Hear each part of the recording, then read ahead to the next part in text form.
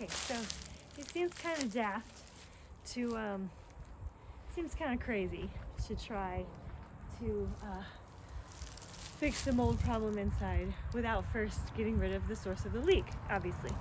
And I have no idea where it is, but I'm sure that it's probably faulty flashing on the roof.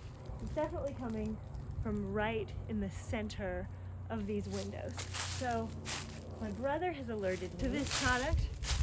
Great stuff, gaps and cracks. And since I really don't care what the outside of this house looks like right now, and I just want to get rid of all the gaps and cracks, I'm going to kind of put this everywhere, just in hopes that I can keep any of the water from getting in, because I'm pretty sure it's going to be a rainy spring.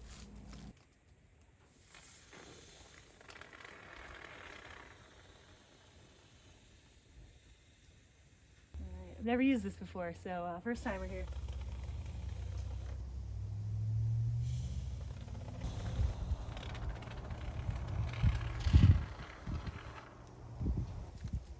I'm also hoping it dries.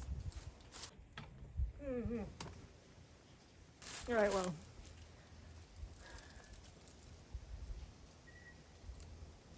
Trying.